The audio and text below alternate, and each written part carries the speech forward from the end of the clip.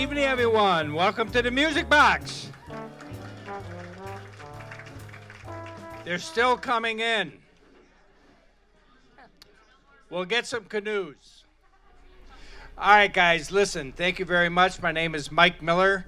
You know, for the last 12 years of this series, I've always announced that I was the managing partner of this joint. I'm no longer the managing partner, guys. We transferred the ownership of the Music Box 4 weeks ago to an employee-owned company.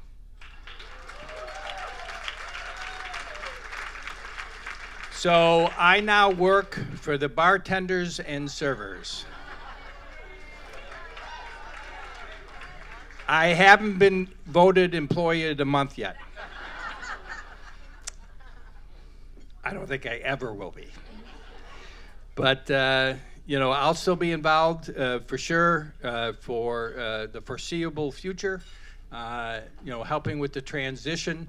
And very proud, these folks, again, I have one of our strongest teams in our history that really run the joint, and very proud that they're stepping into the role as employee owners. So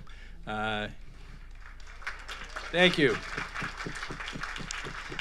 Again, I always start tonight with a couple of thank yous, and I love to see some of the tall boys out there. Yingling is one of our sponsors, believe it or not. They actually give us money to help promote this series. It looks like we don't need the help, but very appreciative of the support they give us.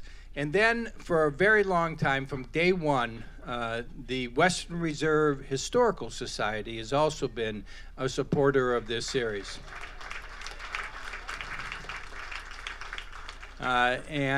Folks, if you haven't been to the Cleveland History Museum in University Circle, you should make a point of it. I know that you know, we have the great Rock Hall here in town, and you want to bring your friends and family there when they come in, but take them to the Cleveland History Center. It is an amazing museum. They have the original Euclid Beach carousel, and you can ride it. Just don't drink first. It's pretty fast. But it's just an amazing experience. So I want to promote a couple things coming up, guys. Next week, I didn't even realize this. There's been a guy that's had a podcast for the last 8 years, Dan Zaleski. And he has covered what the name of the podcast is Cleveland Mysteries. So it's all about, it's kind of a true crime series. And I'm telling you, this podcast is fabulous. If you haven't found it, he's got like 50,000 followers. So this is next week, guys, and it's going to be just an amazing night of Cleveland stories that I don't think you've ever heard, mostly murders. So it's a good one. That's next Thursday, guys. And then, you know, he hasn't been here in a year, guys, because he retired a year ago. But I talked the #1 historian in Cleveland, literally the editor of the Cleveland Encyclopedia of History from Case Western, John Grabowski. I reached out to him, and guys, why is it called Birdtown? Why is it called Whiskey Island? He's going to tell the stories of why neighborhoods are named the way they're named. And it's going to be a great night. He's an amazing storyteller. I called him once and said, let's do a night on Moses Cleveland. Who the hell is this guy? And he said, that's only about 10 minutes, Mike. He made it the most fascinating hour we have had here. So come for John Grabowski on Wednesday, April 22nd. Ladies and gentlemen, I'm so proud that she agreed to do this. Cindy Barber.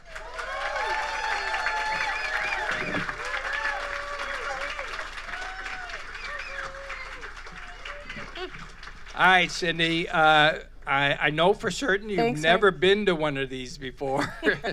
And I'm pretty busy most of the time. I know. I agree. Cindy is one of the busiest people, folks, I know in Cleveland. She does so much for the city of Cleveland. But I always start out with the question that Clevelanders always want to know. Where were you born? Where'd you grow up? Where'd you go to school? I actually was born in Fairmount, West Virginia. My family moved to Wintersville, Ohio when I was 2 years old. And we lived there. My mother was kind of a farm girl, so that's where my mother's family came from. And we moved to Cleveland in 1963. I was 12 and went to Olmsted Falls High School. All right. Oh, Some of my Olmsted Falls people are here. All right. Olmsted Falls. All right. Well, listen, folks, I always ask storytellers to send me some things I call story prompts. I say 2 to 3 words to remind you of a story. Cindy sent me a book. It was 30 pages long. Not quite.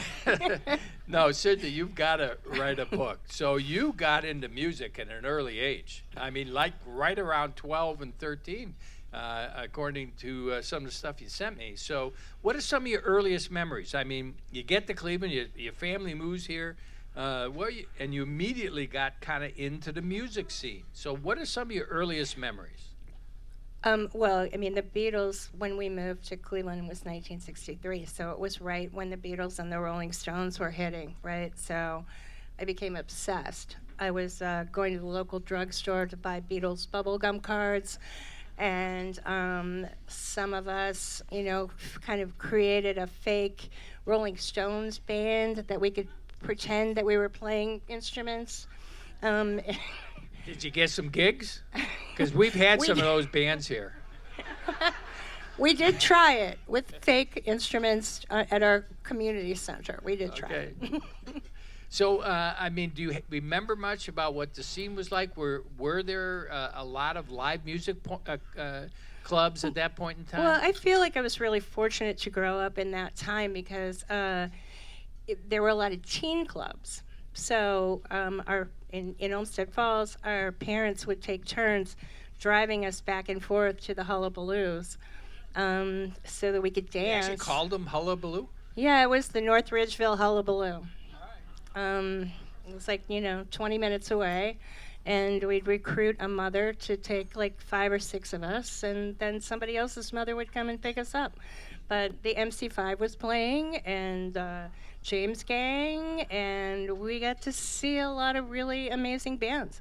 And was this like in a community center, you said? No, it was the North Ridgeville Hullabaloo. It could have been, it's just like a big box. It was kind of like an old bowling alley converted into a dance club. All right, because I don't know, I went to what we on the east side called mixers, and they would always be in church basements. Like, they were, Jesu would have a mixer. And I went and saw, like you said, like the James Gang would be in the basement of his church. Well, we had, in Olmsted Falls, there was a swimming hole called Wildwood in Columbia Station. And there was, the Tree Stumps would play there. I mean, my friend Woody Leffel is here, and I ended up like following his band like crazy. He was in a band called Renaissance Fair. He was my number one. I was his number one fan, I think. I just followed him everywhere. Now, and they were, I remember in your notes, you said they were because they were a little bit of folk rock, and that was kind of what you enjoyed. They would do like Birds, kind of jangly stuff. And Woody has an amazing voice, still has an amazing voice. All right, very cool. Now, along the way, you sat at a show, you sat near Jane Scott, you mentioned. Well, I had a membership to the Rolling Stone Teen Club, which I think was a Carl Maduri club, and I still have it.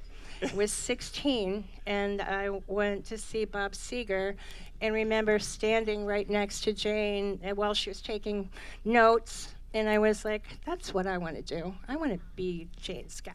But you said hello to her because you ran into her many times after that, right? And she became a really good friend. All right. Wow. and she really wore like go-go boots. Oftentimes, yes. Yeah, she was a hip lady. All right. Yeah. You know, I mean, We you were all know, reading her column, The Happening, in the Friday Plain Dealer, and we were all watching Goularty on Friday night. So it kind of was this whole culture in Cleveland of music. Yeah. Now, you really kind of really made a change. You mentioned in your notes that your high school boyfriend, George Garrity, really kind of himself was getting into the music business and kind of brought you along, correct? Correct. Tell some stories about that. Well, he had been an Olmsted Falls high school person, but then went to Fairview, and he really loved music and got me to go to Le Cave and the Smiling Dog and all of those early shows in 68, 69 when I was still in high school, right? So we got to see Love, the Blood, Sweat, and Tears with Al Cooper, Neil Young. I mean, all of those shows I got to see when I was very young because my mother would never let me go by myself anywhere. She let you go with his boyfriend. Yes. Yeah, so we were, and then there was a lot of people back then we had a record distribution business in Cleveland that was really. Now, describe that. I mean, because one of the things you, again, said in your notes is that the record distribution business was huge, and it was really one of the driving forces. So this is records. These are vinyl, and you got into it pretty extensively, right? Early, right. I mean, in 1970, George had already gotten a job. He was a year older than I was, so he and Danny McCarthy, who was in a band called Audie Badu with Colin DeSalt's father, and Tom Gorman, who went on to be a vice president at Chrysalis. The three of them got a job at Columbia Records warehouse, which was at 36th and Chester, kind of across from the old Masonic. And I got a job and they were sort of following, I know Steve Jr.'s here, and they were sort of following in the legacy of Steve Popovich Sr., who had been working in the warehouse and had, gotten a job through Frankie Yankovic helping him get that job. But he did so good at breaking records in Cleveland that Clive Davis pulled him to New York. So these were people who were sort of following in Steve's footsteps. Marty Mooney at the time was the promotion director and working out of the Wine and Roses, which was right around the corner. So there was a lot of crazy times back then. And I got a job at DECA, which was at East 18th and Superior, right by the Plain Dealer. There was an RCA warehouse, there was an ABC warehouse, and there was one-stops. And the one-stops would take all of the records and then stock, Giant Tigers and places like that with all these records. And we were the #1 record-selling market in the country, as far as I know back then. Yeah. Now think about this, guys. So you're going to the record stores to buy these albums, but it really was what Cindy and George were doing, at the warehouses, pushing them out, getting the record stores to take on the albums, getting the record stores to feature albums, right? I mean, it was actually the driving force of the music scene in a way. Right, and then, George became promotion, got into the promotion end of things. So that meant that he was kind of following in Pop's footsteps, where you would go to the radio station and ask them to play the single. You would go to a record store and ask them to stock it. Peter Schwindlin, who owned Record Revolution, was one of the only reporting record stores in the country. And, you would beg Peter to sometimes lie and say, yeah, well, we sold, 100 of those records last week. Well, one of the funny stories you told is how you learned that many gold records were. Tell that story. Yeah, so working for ABC, my boss, Lucy Gareza, who was totally a character, it's like, okay, we're selling 5,000 copies of this record, put them on the semi and ship before the quarter's ending. So we'd get on the semi, but they'd never get unloaded anywhere. and then the next quarter, we'd take them as returns. But it would but get it a gold pushed record. the record into a gold. That's a great story. Well, then George kind of dragged you to the East Coast, right? Right. Yeah. So he was doing such a good job that he got the A&R job on the East Coast. So we moved to Boston. We lived in Nahant, and this was, I don't know, John, you guys were probably still there in Boston. This was probably 1973. Performance Center was opening. A friend of ours, Roger Abramson, who was a Friend Productions. He was from Cleveland, and he used to put on shows here.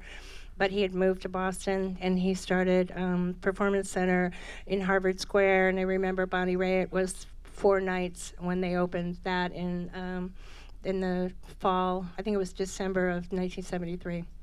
So, I mean... And then we went to L.A. Yeah, and so tell some of those stories. So, it Now, became... you weren't thrilled to go to L.A. I was not thrilled to go to L.A. I was terrified of L.A. I was a hippie chick. Like, there's too much smog in L.A. What are we doing? Yeah, so I was a little terrified to figure out where we were going to live in L.A. And Warner Brothers was treating George really well, and they were, kind of bribing him to come. So they, the Acapulco, the Warner Brothers convention was in Acapulco that year. So it was January 1974. We're flying to Acapulco, Mexico to, they put a lid of weed under every room door. Everything was on the bunny. That was my phrase. I mean, they literally shoved a lid of weed Over under every door. of anybody that was there for the convention. That was Warner Brothers in 1973, 74. It was probably legal in Mexico. I don't know about that. But while the convention was going on here, I'm a 22-year-old, like sitting on the beach having Cabana Boys bring me pineapple rum drinks. You thought you made it. Well, we had sort of made it, but I was still frustrated because I wanted my own career. I wanted to be a journalist. I wanted to do all these things. So it was a little frustrating to be like the girl.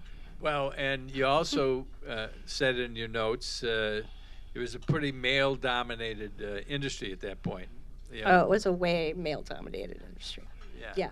And I mean, when I was working for ABC Records, we finally got one of our office staff to, Debbie, to be a salesperson, and I think she lasted 2 days because she went to Disc Records and she was trying to be, funny, and they took offense to it and called the branch and said, we don't like her. And so she got fired from doing that job in 2 days. And it primarily was because she was a female and they were trying to... And they weren't comfortable with it. Yeah, wow. All right, so you had some other good L.A. stories. So you guys ended up being there for a while, and you made a friend and ended up in Cass Elliott's pool? Yeah. We didn't really, it was hard to make friends, right? They put us up in the Chateau Marmont. So we're there for, I don't know, like 3 months in the Chateau Marmont. And I didn't want to live downtown. So finally, Ry Cooder's manager found us a spot to rent in Topanga Canyon. So then it was a little bit more hippie-like that I could tolerate. Lowell George lived up the street. We were living across the street from Clark Gable's old summer house.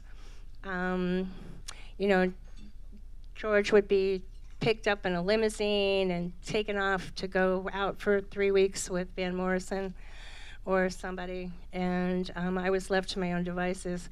So we had some friends, Bobby and Danielle. Bobby ran Frank Zappa's label, and Danielle was doing odd jobs, but she got a job house sitting for Mama Cass. So I got to go hang out with her and go through Mama Cass's house and look at her shoe collection, which was like a giant room. And it owns like 300 shoes. She had painful feet. So, but you got to also float in a pool, Yes, right? yes. Yeah. We got to swim in Mama Cass's pool. So this life was just too tough. You had to return to Cleveland.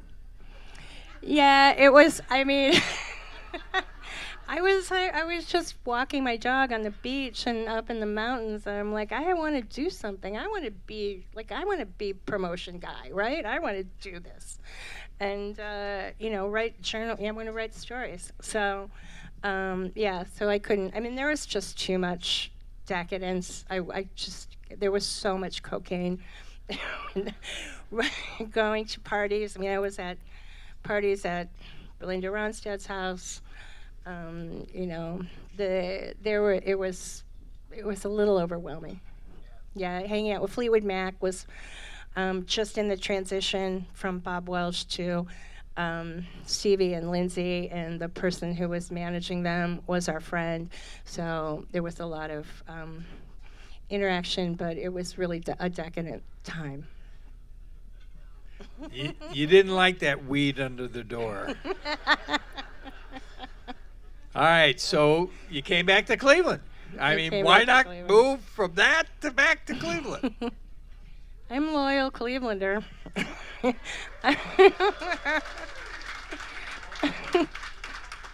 I've always wanted Cleveland to, break music and be a better city with be a music town that I thought it was when I was doing that. So you came back and started pursuing your rock journalism kind of career, right? So tell us about those years. Yeah, so I wanted to finish college, right? So I came back and started. I came back in 75. I started. There was something called University Without Walls, which was like an experimental program from Antioch College, and I got involved in that and ended up getting an internship at WERE when it was all news radio. And I was also at the same time working on an associate's degree at Tri-C to learn how to do filmmaking and more photography. I was doing photography and a lot of technical stuff, behind the scenes production kind of work. And at that point in time, Tom Bodie, who was the Bodie recording studio, was one of my professors, teaching recording technique. So we got to go to Union Avenue where he was running Bodie Recording Studios, and I became fascinated by writing about recording studios and the history of Cleveland, and how I became friends with Ken Hammond, Michael Seifertier, who took over SUMA. So I was looking into all this history back then and starting to write about it. And we started, I was really into underground newspapers and researching all of that. So in 1977, I moved from the West Side to Cleveland Heights. And we started an underground newspaper in my basement called the Cleveland Express. It really was the Coventry Shopping News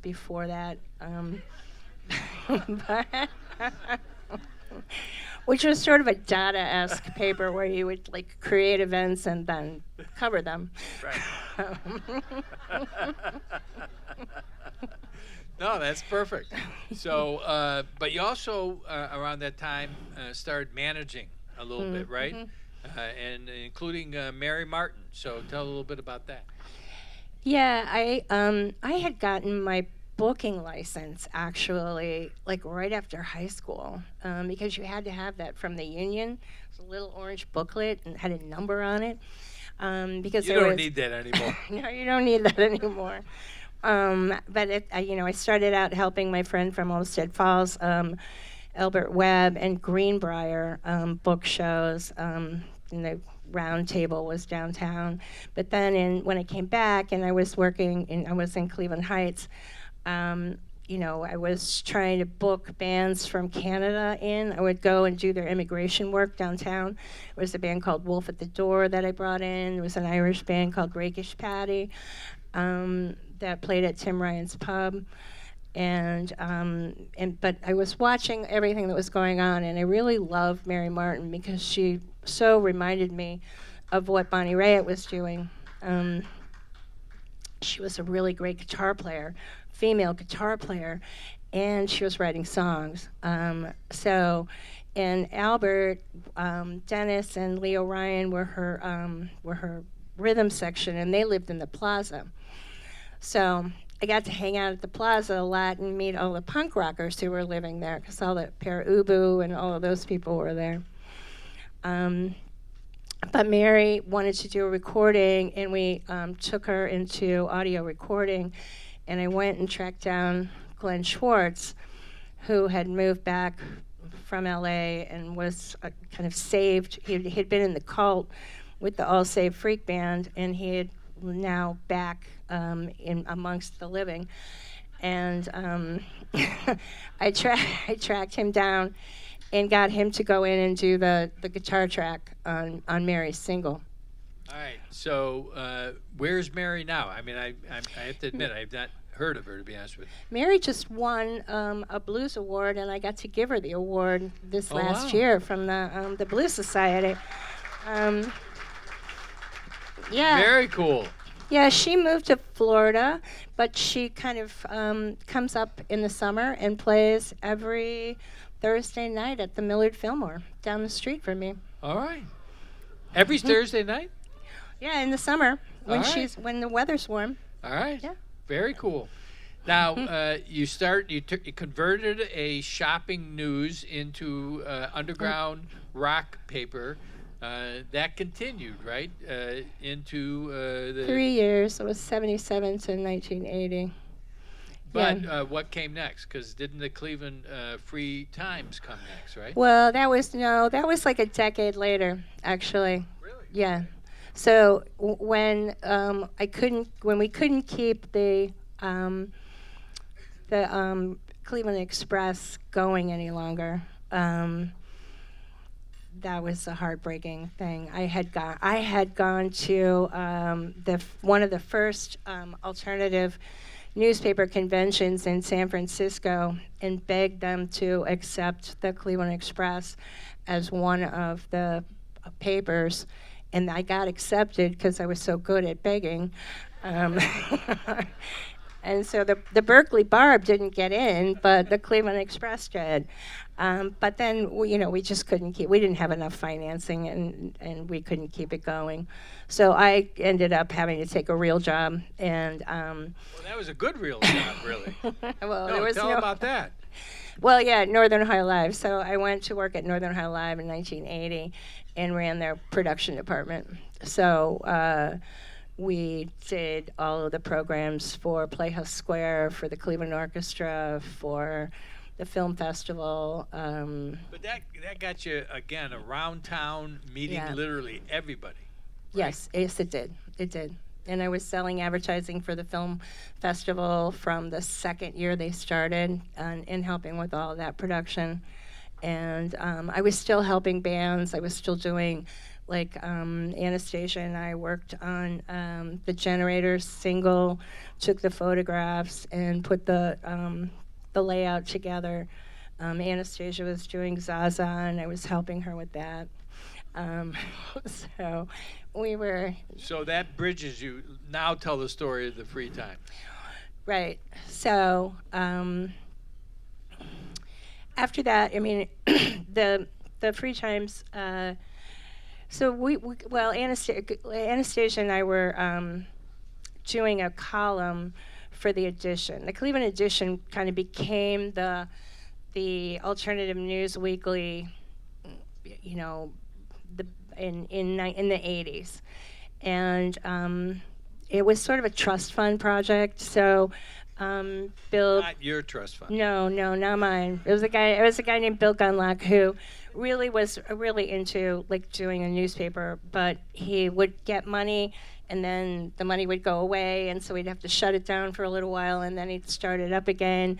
But it was a place for people like Doug Clark, who was a really well-known sports writer, and Roldo, who was, just the star of the show, writing about politics and what was going on.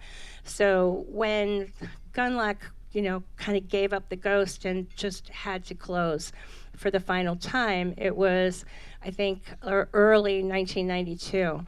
So a gentleman named Richard Siegel, who was a union lawyer, really wanted Roldo's voice out there.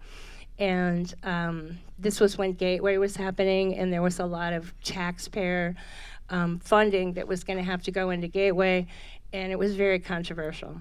And so Richard wanted to get a paper started, and I don't know, somehow he called me and said, can you help put this together?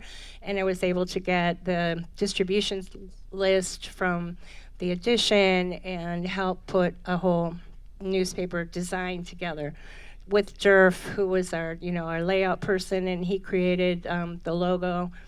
And this was in your basement, right? No, this was at the Cleveland Institute of Art. This was actually a legitimate paper. With funding. Because all the dudes were being paid $50,000 a year, while I was getting paid $25,000 a year to put it all together. Right. Wow. Well, that changed, right? Well, because everybody else was fired eventually.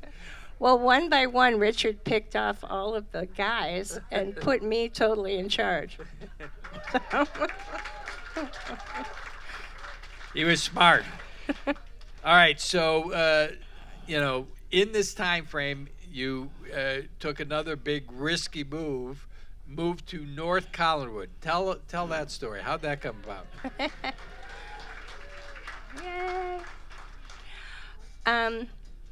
Well, I had been, I don't know, that was earlier, right? That was much earlier, in the mid-'80s. So in the mid-'80s, I was working in the warehouse district, and we had, there were a lot of people living there, a lot of artists and musicians in the Bradley building, and the warehouse district had been scheduled for demise. They were just going to level everything.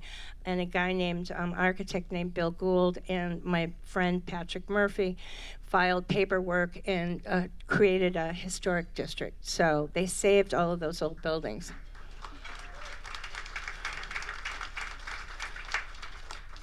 So we were doing fundraising. Jonah Brady owned the Night of Clubs at the time. There was a place called Maxwell's that was having music. It was a fun little scene then, and Patrick did this crazy Halloween parade in the middle of the night, and then the winner got to fly to New York the next day, and the person who won had created an outhouse. It was so big. He was sitting with their fake legs, and that was the one that won. I don't know how they got to New York on the airplane to go to the New York parade, but that was their prize that they won. Really had to go. But go ahead. So there was an architect there in an adjacent space, and he said, yeah, come take a look at my house that I'm rehabbing. and he got me to come out to Beulah Park, which is like a little 10 houses overlooking Lake Erie. And he had a sawzall, and he was cutting a hole in the ceiling to loft this old house. But we watched the sunset over Lake Erie. I'm like, I want to stay right here. This is where I want to be. Our friends, Jim Jones from Per Ubu was already over there. There were a couple of other musicians related to Per Ubu that were there. And so I managed to find a way to rent a house, and I was there doing freelance work. So I was like a publishing consultant working out of my house overlooking Lake Erie until '92. Very good. Wow. And it's still a very cool area, right? I mean, it's still... It is. I'm about to fall in the lake now, but... The houses, you're saying. Yeah. Getting closer.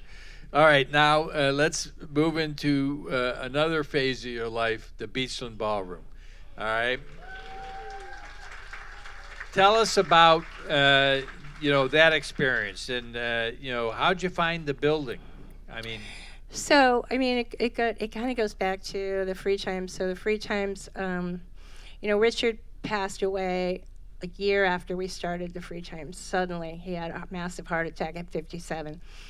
So his son, who was working for Newsweek and the Washington Post, came into town and kind of took over. But the whole industry was sort of falling apart in that they were trying to create chains, and there were two competing chains, the New Times out of Phoenix and the Village Voice out of New York. So Randy sold the Free Times to the Village Voice in somewhat of a protective way, because the New Times was already coming into town and talking behind the scenes to the scene to buy the scene.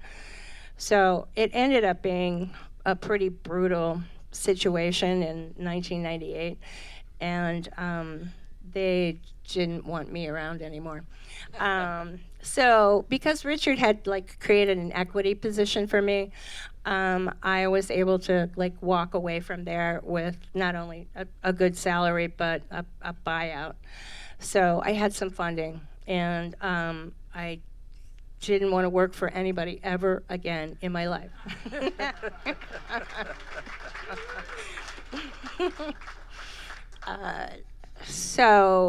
And at the time, the neighborhood was starting to change. They had I was part of a group called the Lake Shore Neighbors, and the real estate people were putting flyers in people's mailboxes going, if you want to sell now, because there's African American people moving into your neighborhood, now's a good time to do that. So there was a lot of blockbusting going on, and it was really a kind of a scary time. And I thought, I could create a destination location here and try to fend off some of that and bring new people into the neighborhood that I love so much.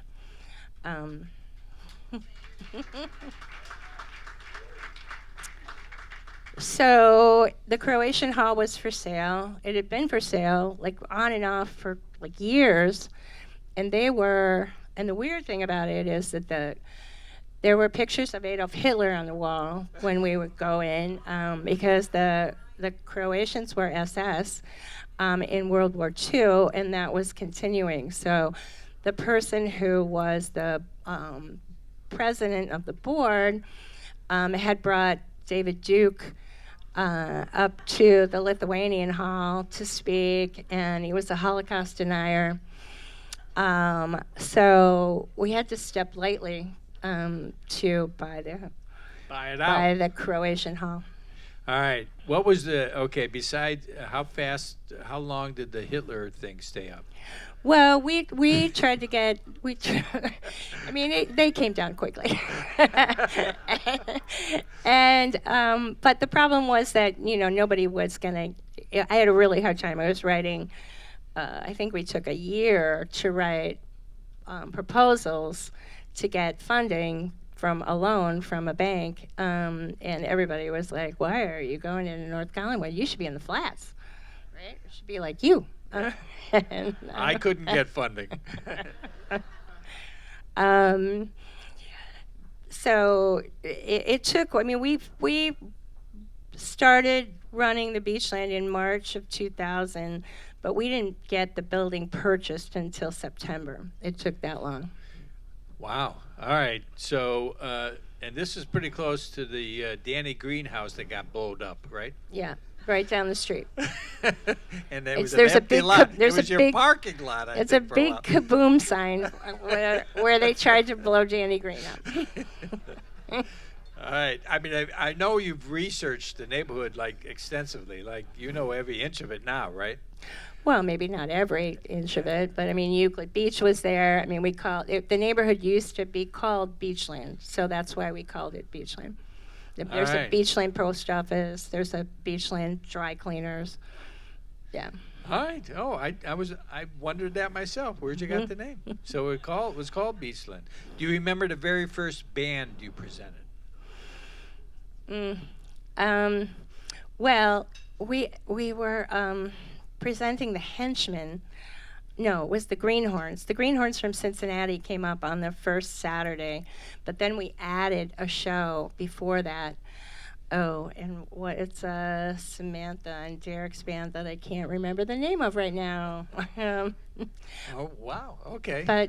But yeah, and then the White Stripes played the second or third week that we were open. Now, at that point, how big were the White Stripes? Were they very big at all? 20 people, 30 people coming.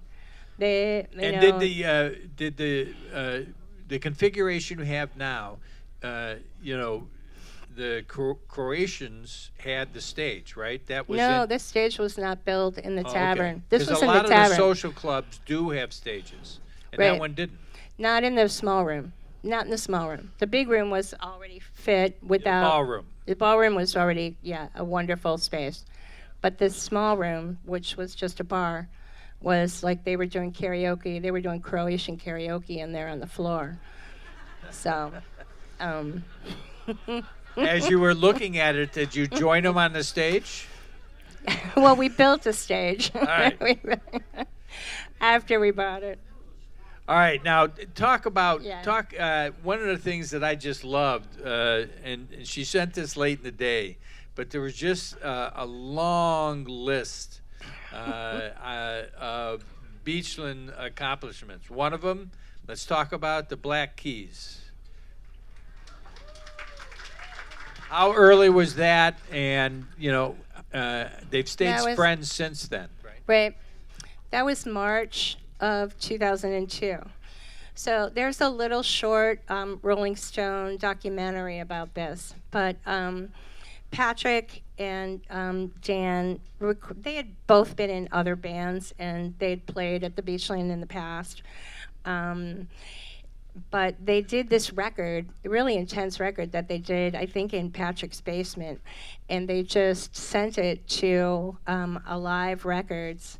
And Alive Records accepted it and took it and wanted to put it out.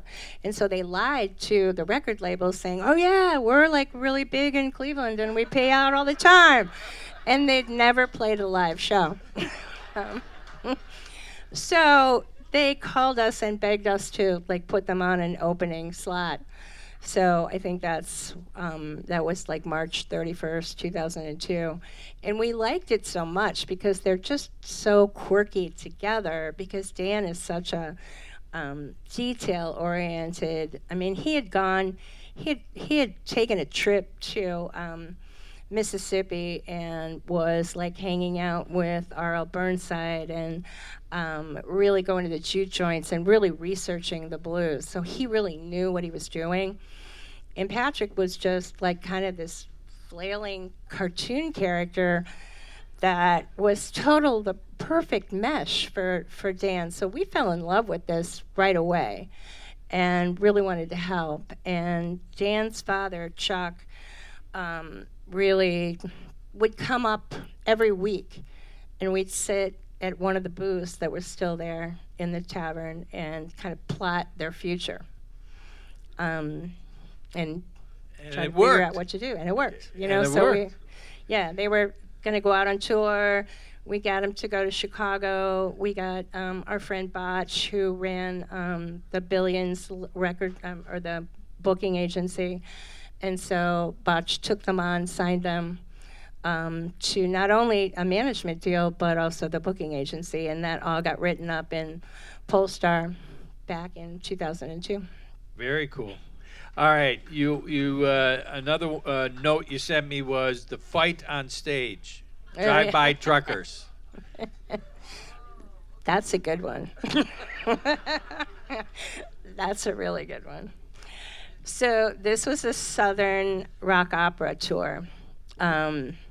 So the drive-by truckers were not known that well back then, and Jason Isbell was still in the band, and they got into this really weird fight.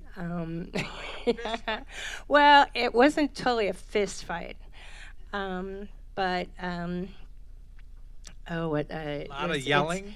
Well, no, but Cody, what was his name? The other guitar player, besides Patterson, took his guitar and smashed it over his head into our stage and busted this giant hole in the floor, and the the guitar ricocheted back up and went behind the stage and almost hit this woman going to the bathroom.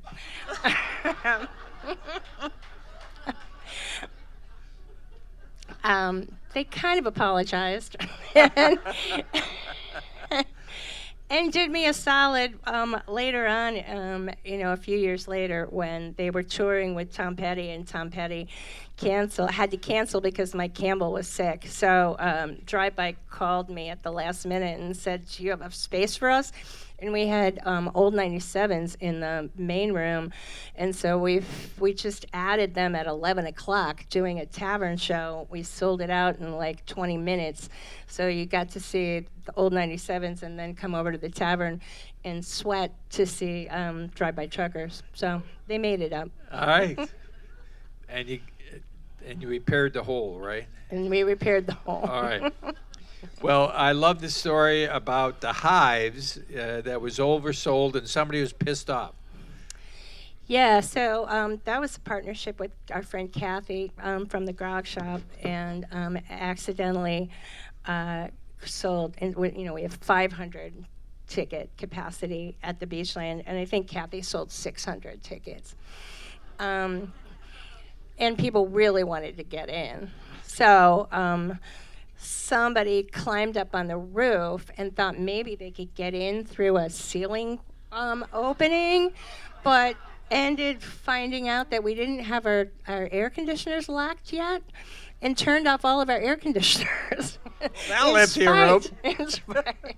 So everybody was sweating. It was a total sweat box. So it probably got a lot of people into the show.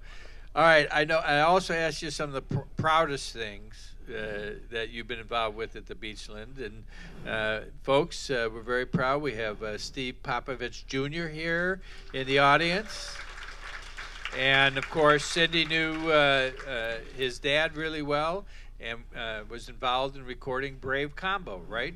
Right. At the at the Beachland. I mean, they had just instituted for the first time a polka Grammy Award, and Steve hired the folks from Youngstown, who were really legendary, Peppermint Recording Studio, who had done a lot of this type of recording, and so the whole thing got recorded and submitted for Grammy, and it was just an awesome honor to have that happen. Yeah, for sure.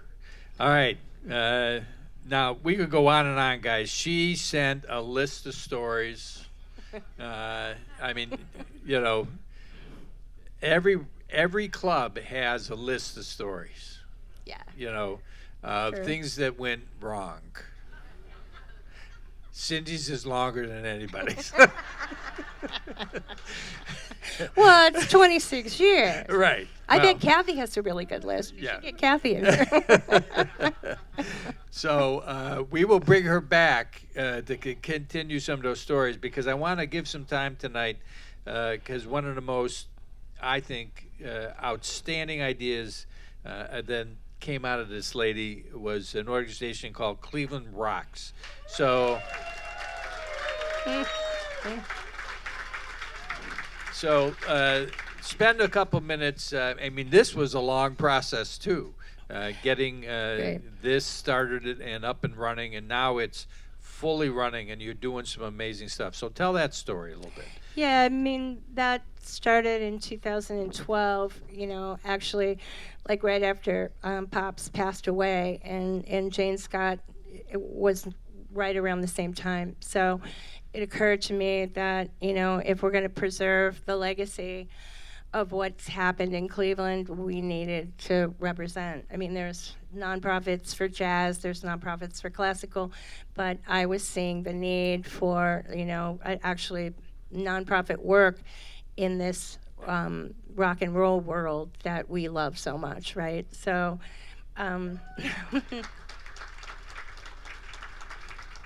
So I got a lot of help. I mean, David Spiro is still on my board. He was there from the beginning and has helped me through a lot of this.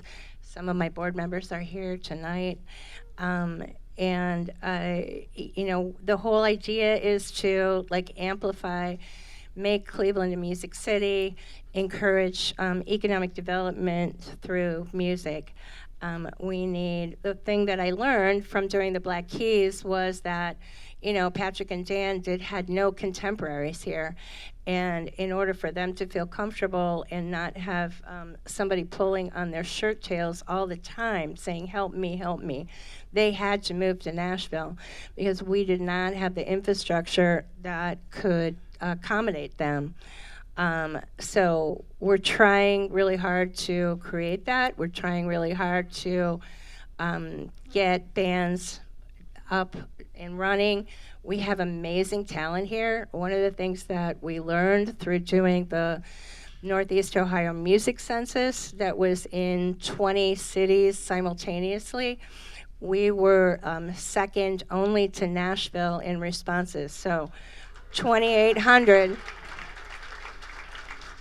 And second, I don't think second to none, Peckley, in local support of music. I mean, it's just an amazing dynamic here. It is, and we need to try to get some of those people out on the road. So I'm working with another nonprofit out of New York City. I think Corey Grinder's here. We're getting funding to put him out on tour in November, so we're planning a 3-week tour, but that will all be funded with $300 a night to go to the venue so that venues can't afford to take chances on unknown talent. It's really a struggle right now, so we're trying to find funding to help people get out there. We have Apostle Jones. We just helped,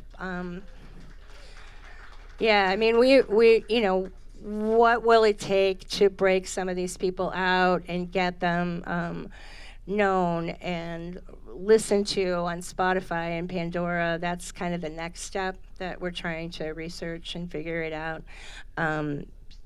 Steve Jr. is talking about reinvigorating Cleveland International Records. And guys, again, born and raised. I was born and raised here in Cleveland, but spent a number of years. My first club was in Chicago, and in Chicago there was an infrastructure. Bands help bands. There was an infrastructure of helping bands go national. And when Colleen and I first opened this place, we were startled. Here we spent 20 years in music in Chicago, and a lot of talent, very talented. We came back here. Cleveland has even better talent. It was amazing to us how talented the music we were hearing here in Cleveland, but there wasn't the infrastructure. The bands weren't didn't know, literally did not know how to get national. And so what Cindy is doing with that aspect of Cleveland Rocks, past, present, and future, is so important. A big round of applause on that one.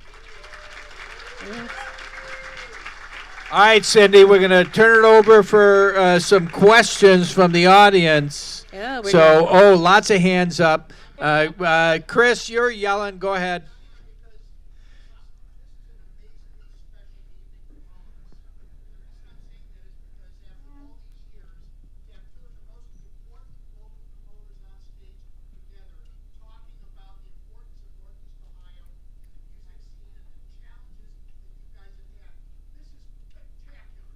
Thank you. You didn't ask a question, Chris, so.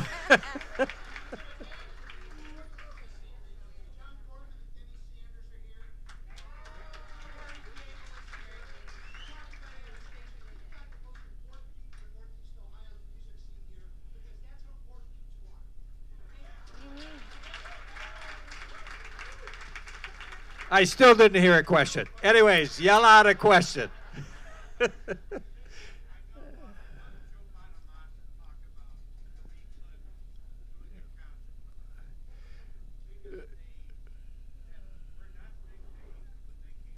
All right, great question. He's talking about Joe Bonazza. I can't pronounce that. Talking about some of these bands that weren't so big when they played the Beachland. Yeah, Joe Bonamassa came really early on.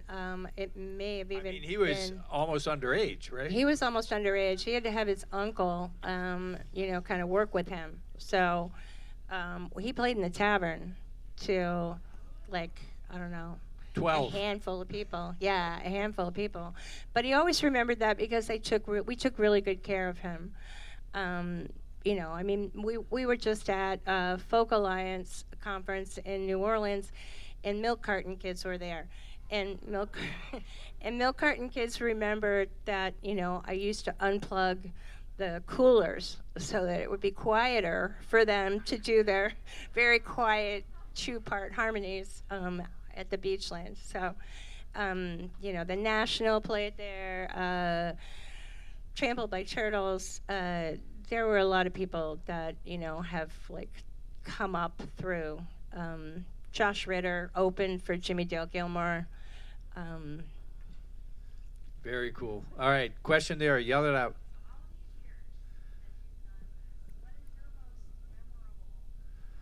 What is these years? What is your most memorable moment? Why don't you say tonight? Well, one of the really special things that always pops up in my head is we took a chance on having Arthur Lee from Love come and play, and he'd just gotten out of prison, and he was a known drug addict. But I had gotten to see him at Le Cave, back in the day, and this was one of the first really mixed race rock bands. And their music is amazing. So I was really excited about it. And he came in late with a prostitute. When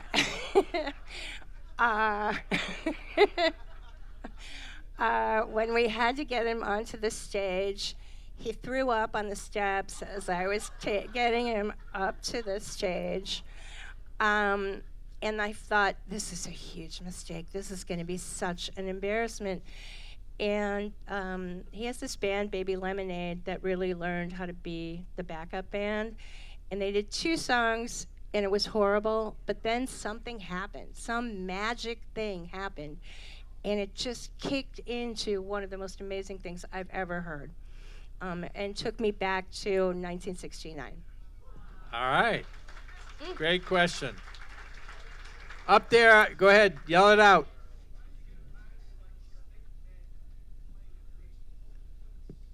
How do you get bands like Stickmen playing at Beachland? Why do they agree to play there? Pay them a lot of money. But is it No, as simple Tony, as that? Tony Levin is actually a really wonderful human being, and he's been playing the Beachland for years now, and he just knows us and loves to come back. That's the answer. All right, go ahead. Yell it out.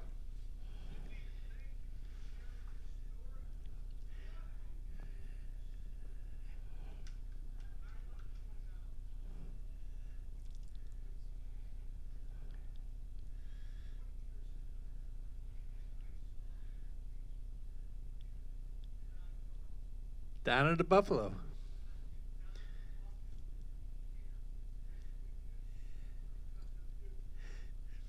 There you go. Yeah, those guys used to come in with their own food and just take over the kitchen and make their own food. Others, right there.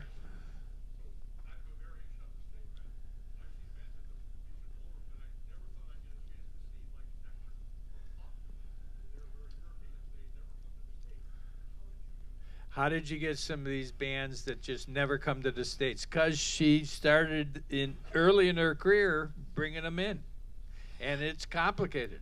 It is complicated, and mostly you're dealing with booking agencies, and they're like looking for the right capacity and the right vibe for their talent. So I think we just have a track record of doing that kind of music. Hawkwind totally threw us for a loop in that we practically had a sold out show for them, and then they couldn't get into the country, and so we had to we had already sent deposit money, and that was kind of a mess. Yeah.